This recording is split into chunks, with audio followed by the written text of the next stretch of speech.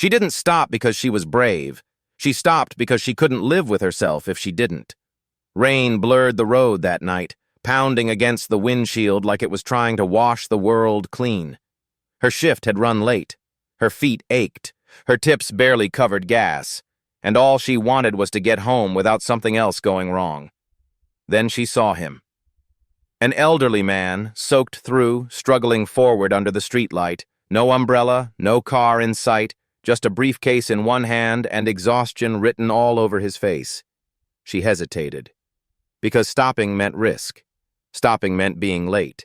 Stopping meant consequences she couldn't afford. But she pulled over anyway.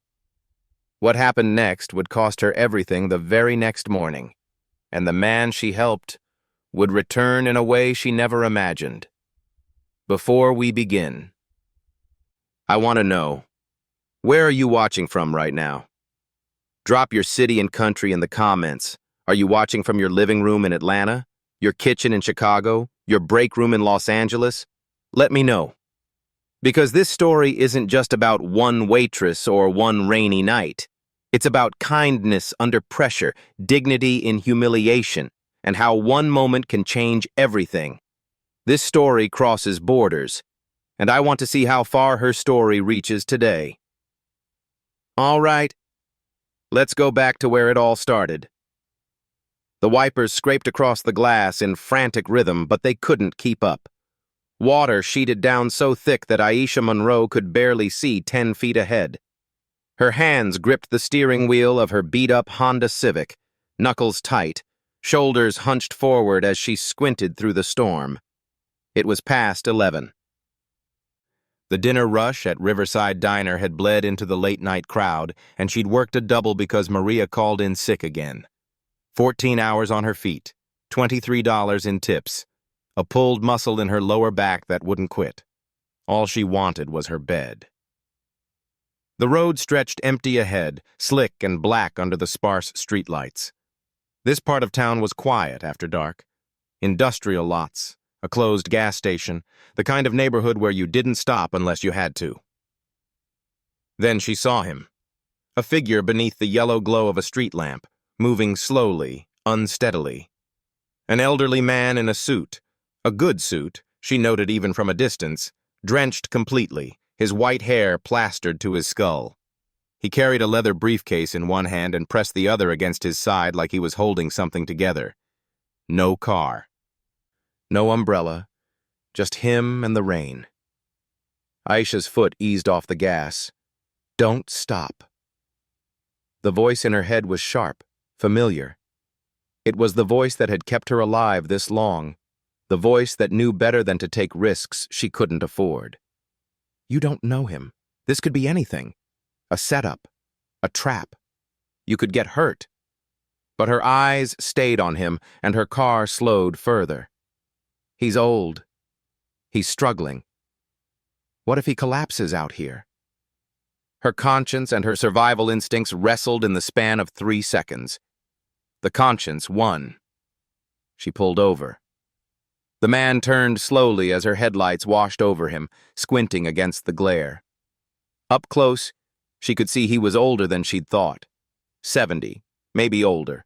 His face was weathered, lined with decades of living, but his eyes were sharp, alert, wary. Aisha rolled down the passenger window halfway, rain immediately spitting inside. "Sir?" she called over the storm. "Are you okay? Do you need help?" He studied her for a moment, and she wondered if he was deciding whether to trust her the same way she'd just decided to trust him. Finally, he stepped closer, bending slightly to speak through the window. His voice was hoarse, tired. "My car broke down about a mile back. Phone's dead. I've been trying to find somewhere open." "There's nothing open around here this time of night," Aisha said. "Where are you trying to go?" He gave her an address on the north side of town, a 20-minute drive in good weather, probably 30 in this. Aisha glanced at the clock on her dashboard. 11:14 p.m. She had to be back at the diner by 6 a.m. for the breakfast shift. If she drove him, she'd get home even later, get even less sleep. But if she didn't... Get in, she said. The man hesitated. I don't want to impose. You're already soaked, and I'm not leaving you out here. Get in. He nodded, something like gratitude softening his features, and opened the passenger door.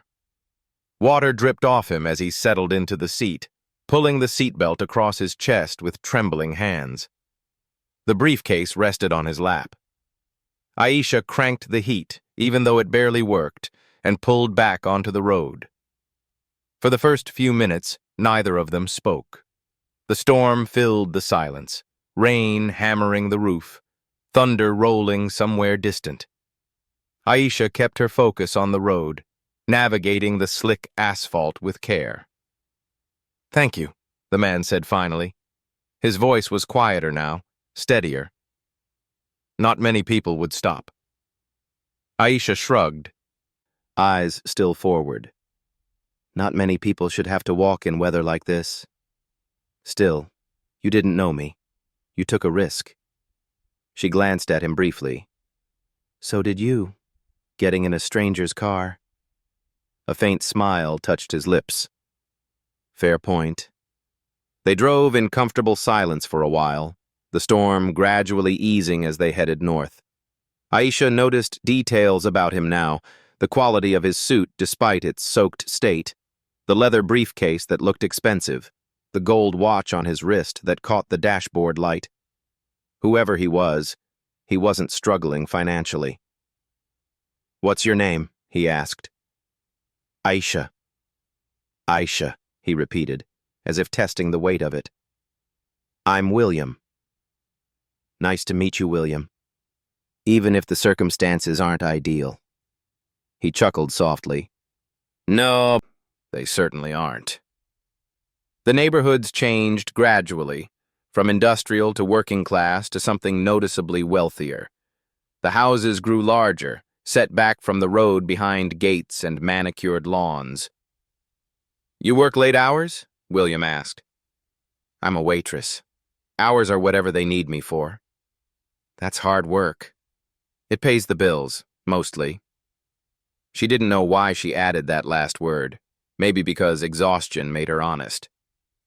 How long have you been doing it? 6 years, since I was 23. He was quiet for a moment. You must be good at it. Aisha laughed, a short, tired sound. I'm good at smiling when I don't feel like it and remembering orders. That's about it. That's more than most people can do, William said quietly. Taking care of people, making them feel seen, that matters. Even if they don't always show it. Aisha wasn't sure how to respond to that, so she didn't. The GPS directed her into a neighborhood that made her Civic feel even more out of place. The houses here weren't just big. They were estates. Stone facades, circular driveways, security gates. Next left, William said. Aisha turned, and William produced a small remote from his jacket pocket. A tall iron gate swung open smoothly. She drove slowly up the curved driveway, taking in the sprawling home with tall windows glowing warmly from within. A chandelier was visible through the front door's glass panels. Aisha stopped at the front entrance and put the car in park. Thank you, William said, turning to face her fully now. His eyes held something she couldn't quite name. Respect, maybe, or curiosity. You didn't have to do this. I know you had somewhere to be. It's fine, Aisha said, though her back was screaming and her eyes felt heavy as stones. William reached for the door handle, then paused. Can I offer you something for the gas? For your time? No, Aisha said immediately. It's okay. Really. Are you sure? It's no trouble? I'm sure. She gave him a genuine smile. I'm just glad you're safe. That's enough. William studied her for a long moment, something shifting in his expression, like he was seeing something important, memorizing it.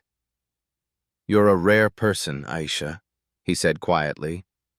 I hope the world treats you better than it has been. Before she could respond, he opened the door and stepped out into the drizzle, He retrieved his briefcase and closed the door gently, then leaned down to the window. "Drive safe," he said. "You too. Next time." He smiled, nodded once, and turned toward his house. Aisha waited until he was inside before she backed down the driveway. As the gate closed behind her and she turned back onto the main road, exhaustion settled over her completely. She didn't think about who William might be or why he'd been walking alone. She didn't wonder about the house or the watch or the expensive briefcase.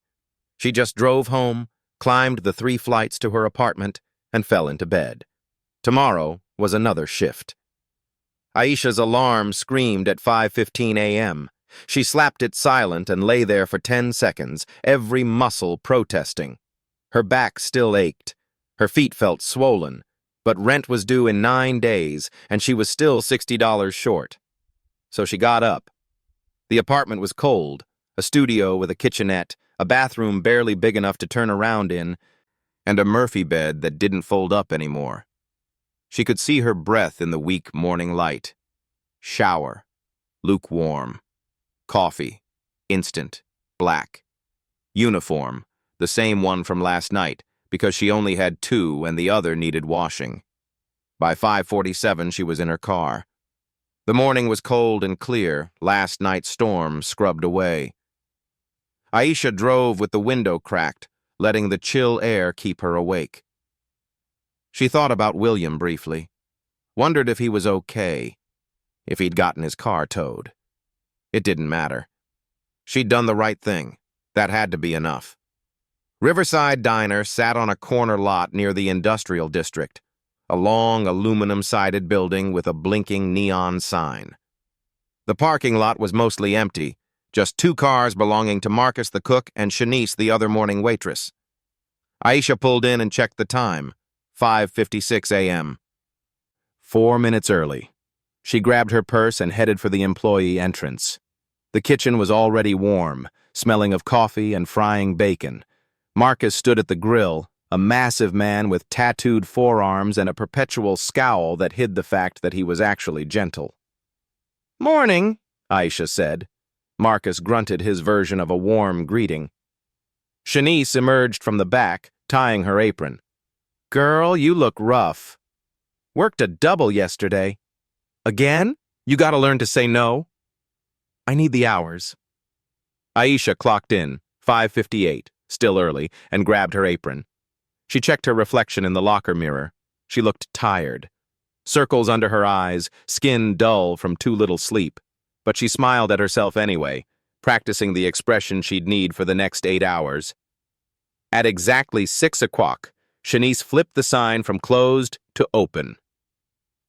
The morning rush built slowly, steadily. Aisha moved through it like she always did, smiling, remembering orders, refilling coffee before it was asked for. She was good at this, even if she didn't feel like it most days.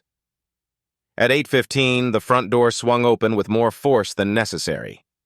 Gerald Pritchard strode in. The manager. He was a short man with a round belly and thinning hair combed over a shiny scalp. He wore cheap dress pants and a polo shirt with the diner's logo, and he carried himself like someone who'd finally gotten a small amount of power and intended to use every ounce of it. Gerald's eyes swept the dining room, looking for something to criticize. They landed on Aisha. "Monroe!" he barked. "My office! Now!" The dining room went quiet. Customers looked up from their plates. Shanice froze mid-pour. Aisha's stomach dropped. "I'm in the middle of... Now!" She set down the coffee pot carefully and followed him toward the back, feeling every pair of eyes on her. Gerald's office was barely bigger than a closet, a metal desk, a filing cabinet, a chair that squeaked. He didn't sit. He turned on her the moment the door closed. "What time did you clock in this morning?" 5:58. "And what time does your shift start?" 6. "So you were on time." Aisha nodded, confused. "Then explain to me," Gerald said, his voice rising. "Why you look like you slept in your uniform. Why you're moving like you can barely stand. Why you look like absolute hell." I worked a double yesterday. Maria called in. I don't care about Maria. I care about the image of this establishment. You think customers want to be served by someone who looks like they crawled out of a dumpster? Heat flushed Aisha's cheeks. I'm clean. My uniform is... Your uniform is wrinkled. Your hair's a mess. You've got bags under your eyes that could carry groceries. He crossed his arms. You're representing this diner, Monroe, and right now, you're making us look bad. Aisha's hands clenched at her sides. I worked 14 hours yesterday because you needed someone to cover. I got less than 5 hours of sleep and I'm still here, on time, doing my job. Don't talk back to me. I'm not... You're done for the day. The words hit like a slap. What? Go home. Clean yourself up. Come back tomorrow looking professional or don't come back at all. Gerald said, I need these hours. Should have thought about that before you showed up looking like this. Aisha stood there, frozen, the words not quite landing yet. You're sending me home? I just said that, didn't I? I worked a double shift yesterday, for you, because Maria called in and you begged me to stay. And I appreciate that, but today is a new day and you look unpresentable. The unfairness of it crashed over her like a wave. She'd given up sleep, driven a stranger home in a storm, dragged herself here exhausted because rent was due and she needed every dollar, and he was sending her home because she looked tired. Please, she said, and hated how small her voice sounded. I need today's shift. I'm short on rent, just let me work. No. Gerald, take off your apron. You can't be serious. His face hardened. Take it off, or I'll have Marcus remove you from the premises. Something broke inside her then. Not loudly, quietly, like a thread pulled too tight finally snapping. Aisha untied her apron slowly, fingers trembling with exhaustion and rage and humiliation. She pulled it off and held it out. Gerald snatched it from her hand. Clock out. Leave. She turned and walked out of his office, through the kitchen where Marcus avoided her eyes, into the dining room where customers quickly looked away. Shanice caught her arm. Aisha, I'm fine. What happened? He sent me home. Said I look unpresentable. Shanice's eyes went wide with anger. That's bullshit. You look fine. You worked a double. It doesn't matter.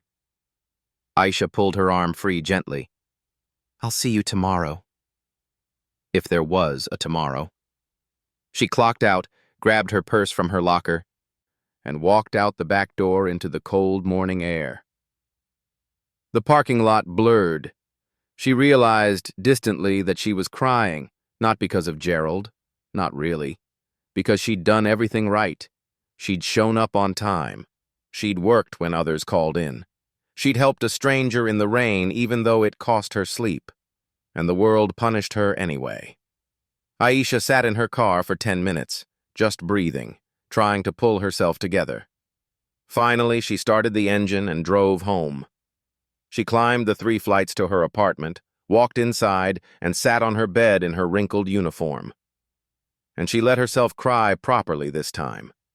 For the exhaustion, for the unfairness, for the kindness that seemed to cost her everything, for believing that doing the right thing mattered at all. 3 days later, Aisha was back at work. Gerald had let her return, though he made it clear he was doing her a favor. She'd shown up early, uniform pressed, hair perfect, smile fixed firmly in place.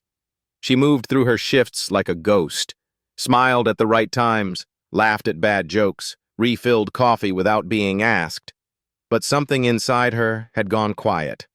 On Thursday morning, Gerald called an emergency staff meeting before the breakfast shift. Everyone gathered in the dining room. Marcus, Shanice, Maria, who'd actually shown up for once, 2 part-timers, and Aisha. Gerald stood at the front, his chest puffed out with self-importance. We have a corporate inspection today, he announced. The owner's representative will be visiting to evaluate operations. This is a big deal. This determines whether this location stays open or gets shut down. Nervous murmurs rippled through the staff. I expect everyone on their absolute best behavior, Gerald continued. Uniform spotless, service impeccable. No mistakes, no excuses. His eyes found Aisha. No one makes this diner look bad. Understood? Everyone nodded. Good. Now get to work. They'll be here at 9. The morning rush was tense. Every order felt critical. Every movement watched. Gerald hovered near the front, straightening menus, adjusting chairs, his anxiety palpable. At 8:57, he positioned himself by the door. At 9:03, the door opened, and William walked in. Aisha, carrying a tray of dirty dishes, stopped mid-step. He looked different now. Not soaked and exhausted, but composed, authoritative. He wore a different suit, charcoal gray, perfectly tailored. His white hair was neatly combed, the leather briefcase was in his hand. But it was him, the man from the rain. Gerald rushed forward immediately, hand extended, smile wide and false. Good morning. Welcome to Riverside Diner. I'm Gerald Pritchard, the manager. You must be from corporate. William shook his hand briefly, his expression neutral. I am. Excellent, excellent. Let me give you a tour of our... That won't be necessary yet. William's eyes swept the dining room, taking in everything. The customers, the tables, the staff. They landed on Aisha. She couldn't move, couldn't breathe. His expression didn't change, but something flickered in his eyes. Recognition. I'd like to observe normal operations first, William said, still looking at Aisha, without interference. Of course, of course. Gerald was practically vibrating. Please, sit anywhere you'd like. Can I get you coffee? Breakfast? Just coffee for now. Gerald snapped his fingers at Shanice. Coffee! For our guest! Shanice rolled her eyes but grabbed the pot. William chose a booth near the window and sat down, setting his briefcase beside him. Shanice poured his coffee and hurried away. Aisha finally unfroze. She carried the tray to the kitchen, set it down with shaking hands. Marcus noticed. You okay? Yeah, I'm fine. She wasn't fine.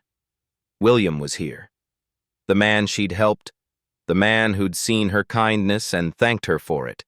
He was from corporate. He was here to evaluate the diner. For the next hour, William sat in his booth, sipping coffee, watching. He watched how Gerald barked orders at the staff. He watched how Marcus cooked with quiet efficiency. He watched how Shanice moved through the room with practiced ease, and he watched Aisha. She felt his eyes on her every time she passed his booth. She kept her head down, focused on her tables, tried to pretend her heart wasn't hammering against her ribs.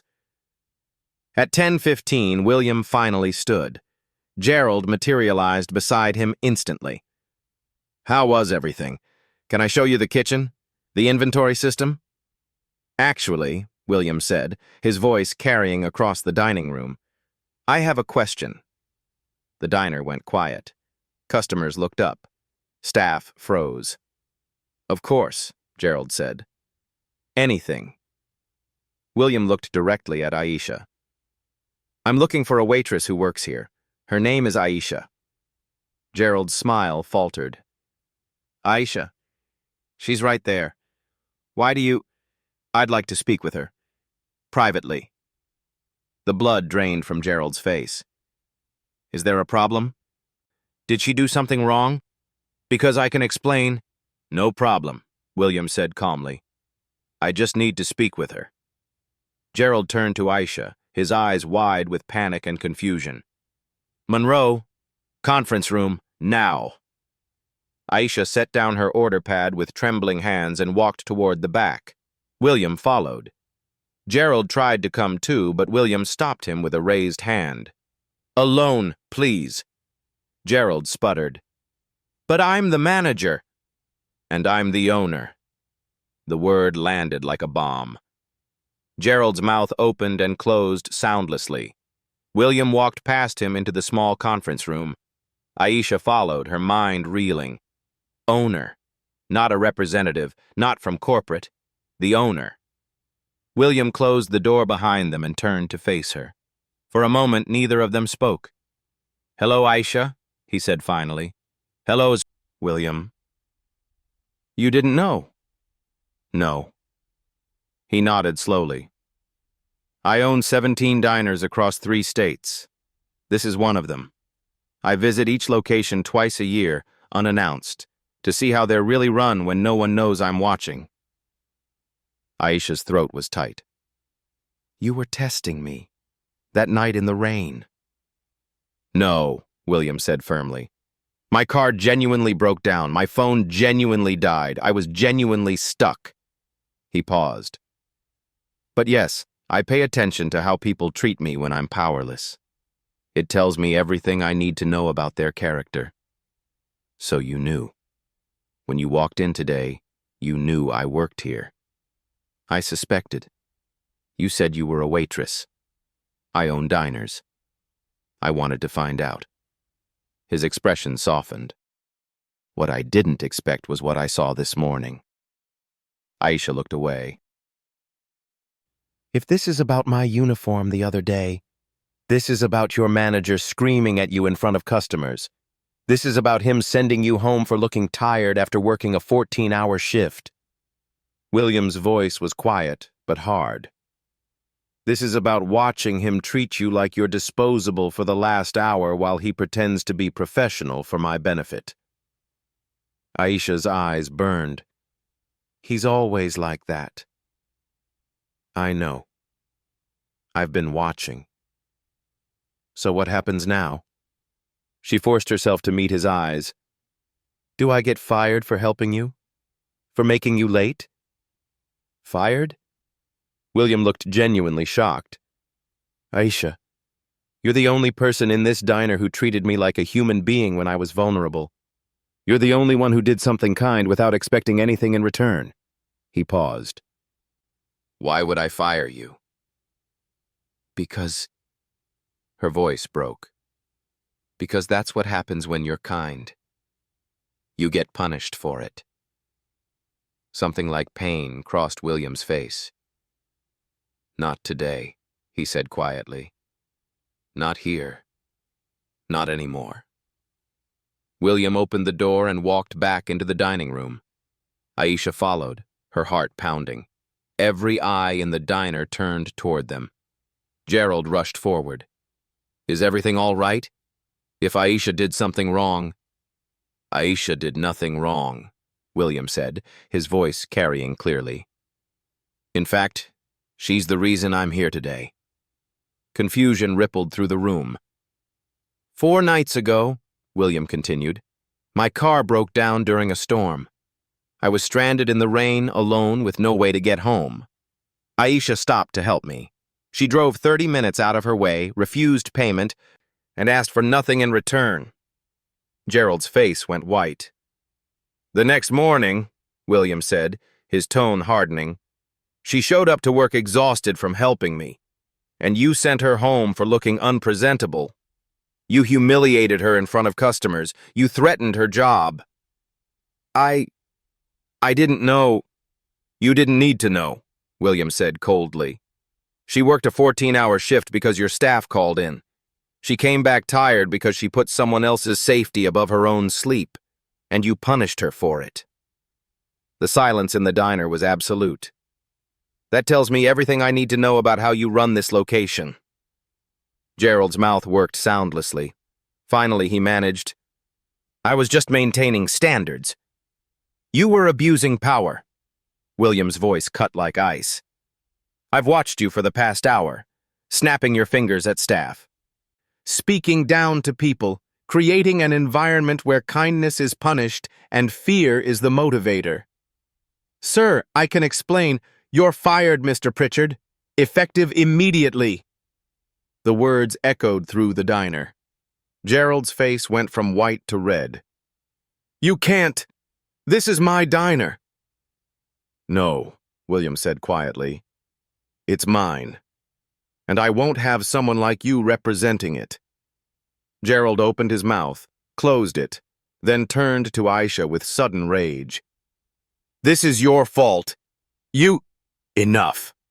William's voice wasn't loud, but it carried absolute authority. Marcus, please escort Mr. Pritchard to collect his belongings and leave the premises. Marcus stepped forward, his massive frame suddenly intimidating. Let's go, Gerald. Gerald sputtered and protested, but Marcus guided him firmly toward the back.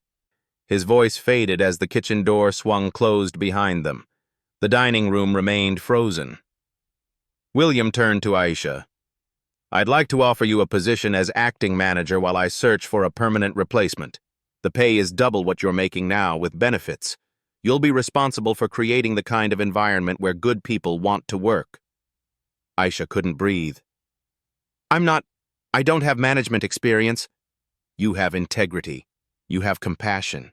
You know what it's like to be treated poorly, which means you'll never do it to someone else. He paused. That's worth more than any resume. Tears blurred her vision.